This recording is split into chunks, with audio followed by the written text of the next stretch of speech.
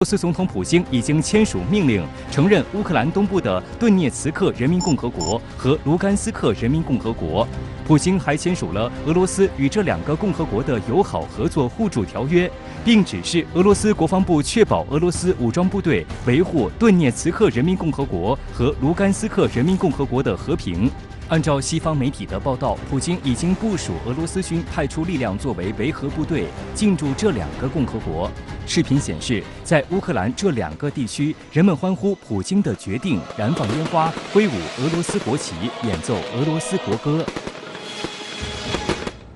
特约评论员石红观察指出，目前还难以获悉俄罗斯具体派出的军力信息，但是能够看出俄罗斯开始暴力破局，对西方进行更强力的施压，让西方满足俄罗斯的战略诉求。从快速反应角度来讲，应该是俄罗斯原先部署在罗斯托夫地区的地面部队。那么现在俄罗斯还是注意把控节奏的。如果西方呢，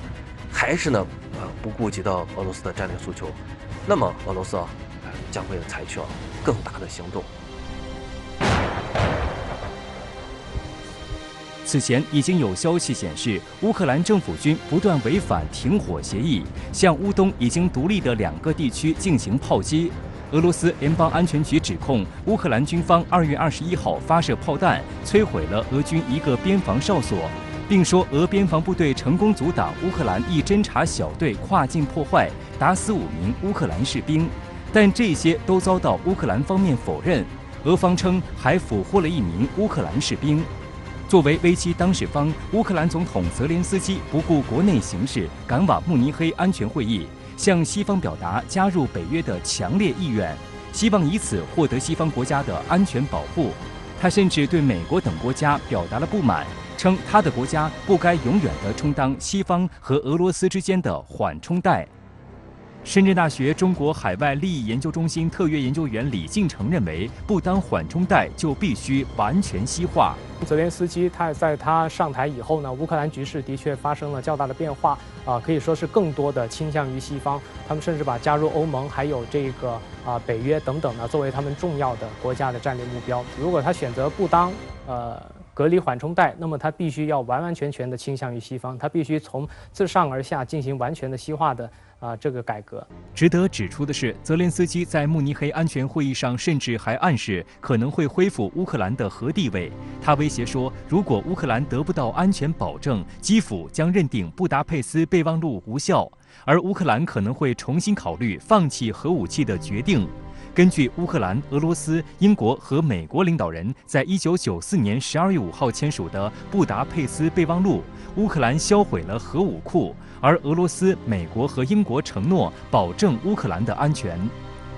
分析指出，泽连斯基喊出要重新拥核，多半是气话，因为乌克兰早已经销毁核武器，想要再次发展核武器存在技术和资金的问题，而且联合国安理会也不会赞同。而泽连斯基是想借此获得更多西方的支持。那么他始终是提出，西方既然提出俄罗斯有可能要入侵，为什么没有提供更多的支持与帮助，而是提供一些所谓的军备和军事人员训练，甚至是一些资金的资助，但并没有给乌克兰提供最根本、最实际的支持。而早在泽连斯基前往慕尼黑之前，外界就不看好他的这趟求援之行，因为拜登说过，在目前的紧张形势之下，泽连斯基离开乌克兰前往慕尼黑不是明智之举。乌克兰无疑是非常之想加入北约的，但是实际上就是无论是乌克兰自己也好，还是北约也好，都对他现阶段不能加入北约是非常之清晰的。但是实际上乌克兰也希望北约也好，美国也好，就是说你不让我加入，那么至少你给我一些明确的支持，而不是现在这个比较混淆的情况。事实上，为了获得美西方的支持，泽连斯基2月16号还曾签署一项法令，批准国家安全保证战略，再一次明确将俄罗斯列为安全威胁，意在向西方发出投名状，更进一步导向西方。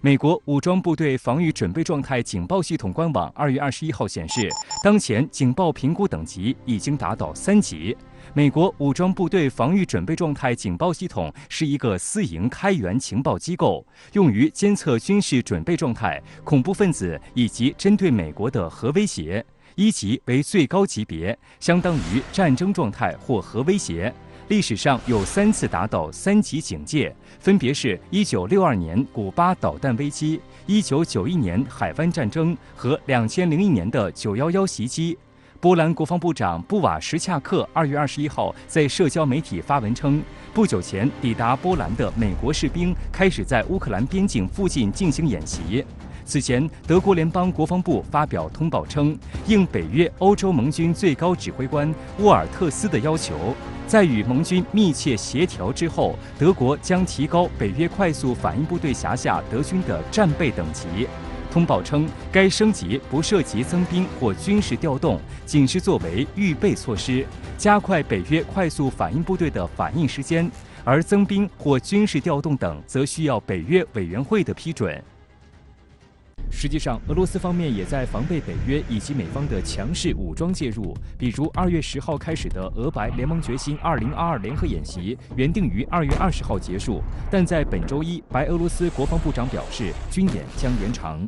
据报道，这次俄白联演的目的是在防御作战中完成制止与反击外部侵略、打击恐怖主义和保护联盟国家利益的任务。根据双方的安排，演习的地域为白俄罗斯西南边境地区。从1月下旬开始，俄军开始向演习地域投送部队。俄军第36独立摩步旅、第98近卫空降师、2个 S-400地空导弹营以及1个铠甲 S 导弹营向白俄罗斯机动。当然，此次演习正值乌东地区局势紧张，俄与美西方展开激烈博弈之际，其背后的考量也备受外界关注。根据白俄罗斯国防部公布的信息，联盟决心2022联合军事演习中，第一环节就是抗击敌空中集群攻击的阵地防御任务。那么 S-400和铠甲 S-1防空系统如何在演习中机动配合，对空中来袭敌机导弹进行有效拦截？S-400和铠甲 S-1是俄军当前的野战防空反导核心，它们有着不同的角色定位和分工。S-400呢，主要是对10到400公里范围内的空中目标进行拦截，铠甲 S-1则主要负责拦截15公里以内的空中目标，为 S-400导弹系统提供末端防空保护。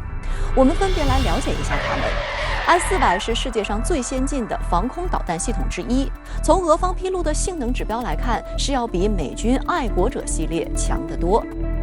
S-400的最大特点是在一个系统内集成了多种雷达和防空导弹，可构成多层次的防空屏障，还兼容反导功能。就集成的导弹种类而言， S-400可以混装发射低空、中空、高空、近程、中程、远程的8种导弹。其中新型40N6导弹最大的射程是400公里，最大射高185公里，堪称防空导弹之最，主要用于拦截中近程弹道导弹。而拦截各类空中目标的是 9M96 系列、48N6 系列防空导弹，射程从10公里到250公里不等。雷达方面， S-400系统可配备5款不同频率的远程搜索和火控雷达，其中 91N6E 远程搜索雷达既能够探测隐身飞机，也能探测弹道导弹，对战略轰炸机的最大探测距离可达600公里，对隐身飞机的最大探测距离也有150公里。这就赋予了俄军有着更长的反应时间，而 S-400在行进中展开仅需5到10分钟，从展开进入到战备状态仅需3分钟。因此，一旦发现空中来袭目标，就能够在10分钟内发射拦截弹。铠甲是由俄罗斯著名的图拉仪器制造设计局1994年开始研制的弹炮合一防空系统，主要目的呢是用于俄陆军坦克团、摩托化步兵团的伴随防空。铠甲 S-1型2012年才进入俄军服役，其防空导弹最大的飞行速度是2.3马赫，射程20公里，射高15000米。2门高炮射程是0.2到4公里，射高3000米。同时射击时最大的射速可达到每分钟5000发。在 S-400列装俄军之后，铠甲 S-1随之成为它的带刀护卫，专门负责拦截攻击 S-400的空中打击武器，如反辐射导弹、巡航导弹、制导炸弹等等。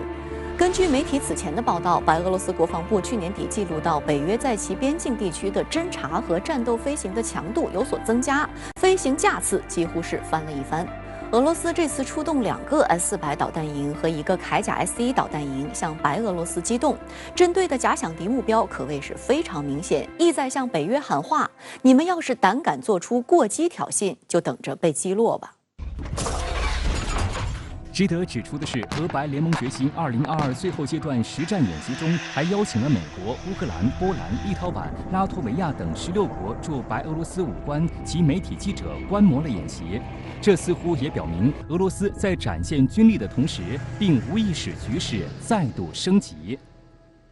2月22号，国务委员兼外长王毅应约同美国国务卿布林肯通电话，就乌克兰和朝鲜半岛核问题交换意见。王毅表示，中方对乌克兰局势演变表示关注，中方在乌克兰问题上的立场是一贯的，任何国家的合理安全关切都应得到尊重，联合国宪章的宗旨和原则应当得到维护。中方再次呼吁各方保持克制，认识到落实安全不可分割原则的重要性，通过对话谈判缓和事态，化解分歧。在2月22号的外交部例行记者会上，发言人汪文斌也就乌克兰当前形势表明中方立场，呼吁相关各方保持克制，通过谈判化解分歧，避免局势继续升级。中方再次呼吁各方保持克制，认识到落实安全不可分割原则的重要性，通过对话谈判缓和事态，化解分歧。近段时间以来，包括拜登在内的美国政府高层不断渲染俄罗斯要入侵乌克兰，轮番炒作入侵日。从最开始的2月16号，到后面的真正需要关注的是2月20号，以及未来几天随时可能。请教一下杜先生，美方为何轮番炒作，营造俄方似乎每天都可能入侵的氛围呢？美国之所以这样炒作入侵的时机，战争迫在眉睫，主要原因还是借助所谓的俄乌危机，调整在东欧方向的军力部署。如果按照目前俄罗斯对乌克兰的入侵行动，乌克兰没有把握完全抵抗，这样美国在周边各种兵力调动就会找到充分的理由。比如目前美国在波兰已经部署了第82空降师，在斯洛伐克已经启用了新的战斗机机场，另外在保加利亚、罗马尼亚也有大型的装甲部队进驻。如果按照目前所谓乌克兰的危机形势一旦发生变化，美国在周边将有强有力的协助能力，这样美国向前线部署各种武器装备，包括大量兵力，就会找到充分的借口。所以目前向一线国家进行倾斜部署，从2线向1线增强部署，这是基本意图。短片中提到，俄罗斯其中一个底线是北约停止东扩，而美国却与乌克兰的邻国斯洛伐克签署军事协议，使美军在斯洛伐克构建永久军事基地，部署核武器成为可能。请教一下白先生，美国此举有何意图呢？目前美军在欧洲的部署呈现出一个怎样的态势？俄罗斯跟美国之间的这个战略平衡实际上是处于失衡状态。那么俄罗斯呢，可能除了这个我们说这种大杀器之外啊，其他方面可能跟美国的差距在逐渐的放大。所以对于美国来讲呢，怎么样通过在欧洲部署力量去压制俄罗斯的这些战略打击的武器，是一个主要的任务。那么现在呢，我们说美国方面进一步的试图把这些相关的装备往前压，甚至我们之前看到乌克兰国内有些人喊出这个愿意让美国部署萨德啊，那么这个呢，实际上都是希望把这种相关的预警和涉及到这种战略武器防御的装备呢，压到俄罗斯的边境，最大限度的呢，保证美国本土的这种预警时间和安全啊。这个我们说并不是为了欧洲的安全，而是为了美国自身的安全。那么这一次呢，在这个俄乌的整个的紧张局势的大的这种背景的掩护之下，因为我们说相关的局势是美国人人为制造出来的，所以我们看到美国的很多力量，包括空中力量也好，包括这个地面的部队也好，包括一些这种预警的相关装备也好，其实都是在向东欧逐渐的前突的。俄罗斯与白俄罗斯军队共同举行的联盟决心2022联合军演，分析指出，这次演习正值乌东部地区局势紧张，俄美展开激烈博弈之际，其背后的考量值得关注。请教一下杜先生，俄罗斯是借这一演习传递什么信号呢？您觉得哪些演练内容最有分量？这次联行动非比寻常。首先向西方表达了强大的威慑能力，因为这组兵力是从远东地区向白俄罗斯边境进行调整和部署，跨越空间9000公里。如果在地图上量一量，北约国家的纵深也不到9000公里。实际上，在警告所有的北约国家，按照俄罗斯目前的战略机动能力，完全可以在短时间内把不同方向的作战兵力向前线地区集中，形成强大的综合作战能力。另外呢，在演练过程中使用了大量的新型武器装备，像苏35战斗机、伊斯坎德尔导弹，另外很多地面先进武器装备也在演习中进行了演练。这个状态下可以警告西方国家，如果一旦触发大规模作战行动，俄罗斯完全有能力用最高端的武器装备在边境地区与美国和北约展开各种形式的作战行动。另外呢，是两国联合演练。如果按照两国目前的基本关系形成一个联盟状态，如果按照现在双方领导人所缔结的基本条约，说明双方可以联合作战、联合指挥、联合行动。这样呢，在西方的压力下，俄罗斯和白俄罗斯是铁板一块，无法分割。同样呢，也表达了团结的信息。普京承认乌东两地区独立，美国又祭出了严厉的制裁。美国白宫新闻发言人普萨基有点事后诸葛亮地表示，美国已经预料到俄罗斯会采取这种行动，并马上采取了反应。而实际情况是，总统拜登连续几天发表俄罗斯将近日入侵乌克兰的言论，甚至还言之凿凿地对外宣称具体哪一天会入侵，最后都被证明是无稽之谈。在记者问及为何如此确定时，拜登表示他们有强大的情报能力。那么如今看来，美国情报系统是否出了问题？美军已经官宣部队防御准备状态已达3级。这个共有5级的警报系统，只有在1962年古巴导弹危机、1991年海湾战争和2001年的911袭击中出现了3级警报。美国白宫新闻发言人珍·普萨基当地时间2月21号发表声明，针对俄罗斯总统普京签署承认顿涅茨克共和国和卢甘斯克共和国的命令作出回应。普萨基表示，总统拜登将很快发布一项行政命令，禁止美国人在顿涅茨克和卢甘斯克地区进行新的投资、贸易和融资。该行政令还将授权对决定在这2个地区活动的人实施制裁。普萨基称，美国国务院和财政部将很快提供更多细节，还将宣布与俄罗斯违反国际承诺有关的额外措施。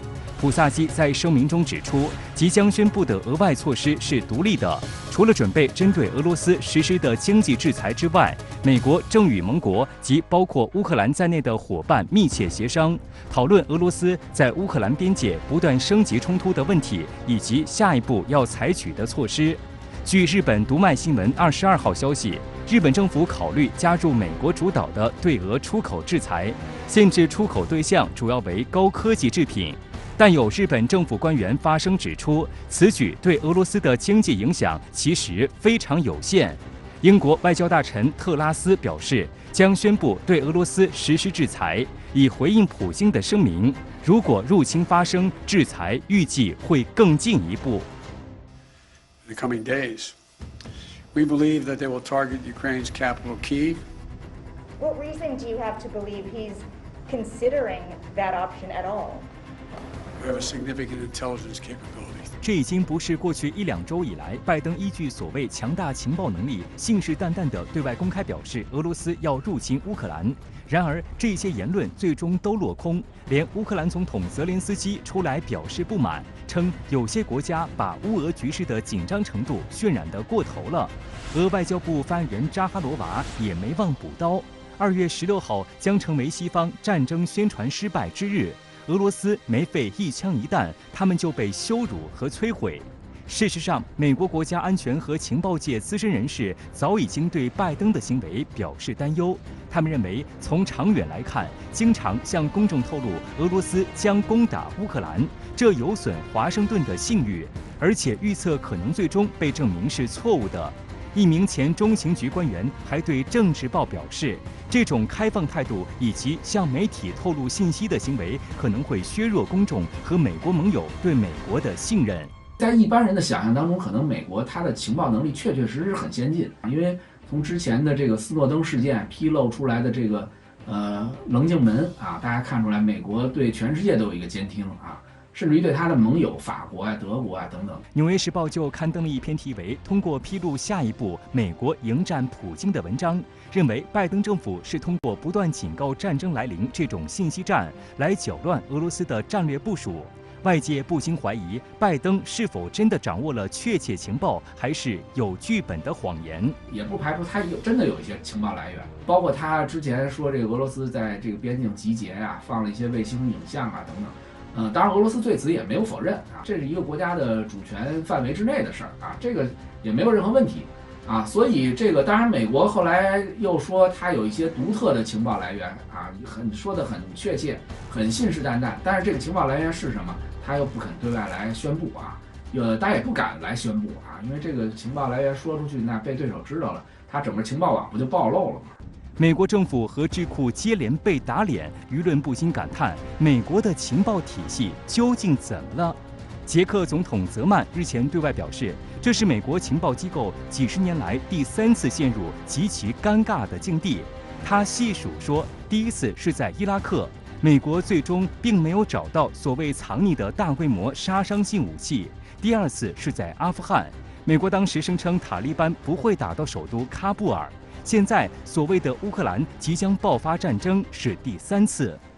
There's going to be no circumstance where you see people being lifted off the roof of a embassy. 2021年7月8号，拜登在新闻发布会上斩钉截铁称，阿富汗塔利班极不可能拥有整个国家。但很快，阿富汗的沦陷速度震惊了美国国内。当记者质问国务卿布林肯，拜登是否被自己的情报机构所误导时，布林肯言语支吾称，这确实比我们预期发生的要快。接着顾左右而言他，将锅甩给阿富汗前政府安全部队，没有正面回答记者的问题。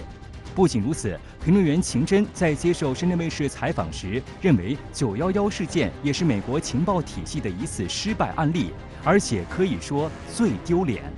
911事件实际上我觉得是美国情报系统的最大的一次失败和最丢脸的一次失败啊。发生了这么大的一个恐怖袭击，而且这个可疑人员到美国境内去民间的这个飞行学校去学驾驶飞机，种种这样一些蛛丝马迹，然后美国的情报机构都没有发现，最后酿成了这样大的一个结果。但我个人认为，除了资金和技术以外，他搜集情报的人员的个人的能力啊，包括他个人的这些组织啊，在组织系统中这些人员，他们的表现也不一定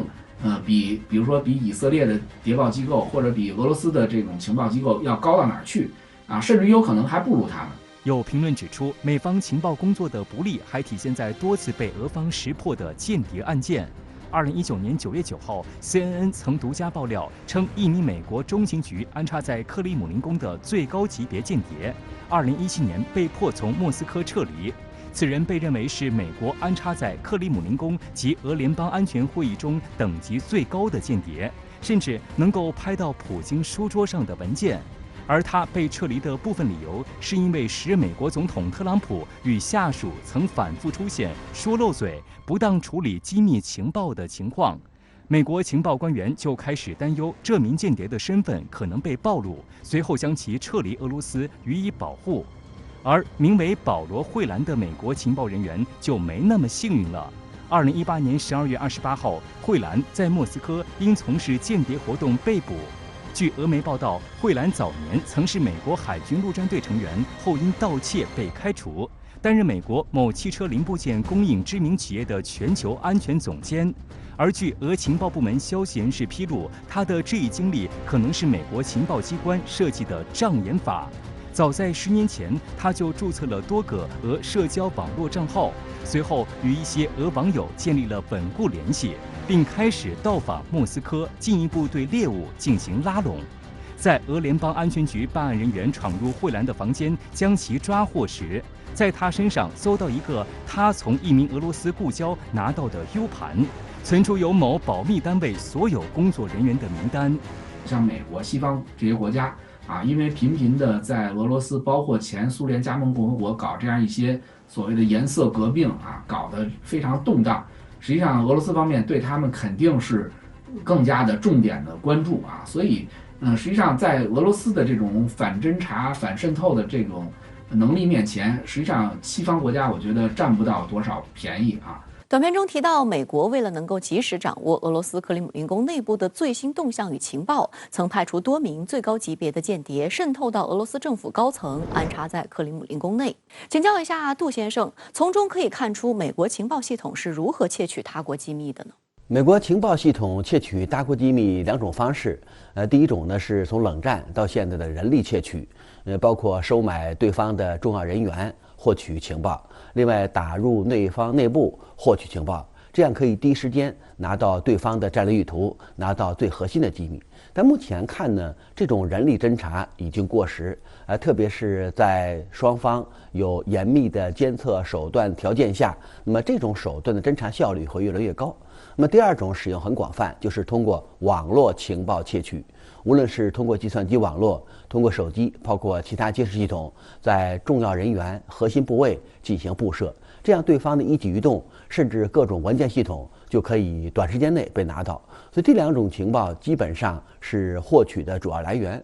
对于俄方的军事情报获取，我想美方还是把网络情报、信息情报放在首位，人力情报有可能作为一种补充手段。美国有着全球最庞大的情报系统，而令人诧异的是，他们不仅对外，枪头也指向国内民众。根据日前解密的一份文件，美国中央情报局就在未经国会允许的情况下，一直秘密地搜集美国本土公民数据。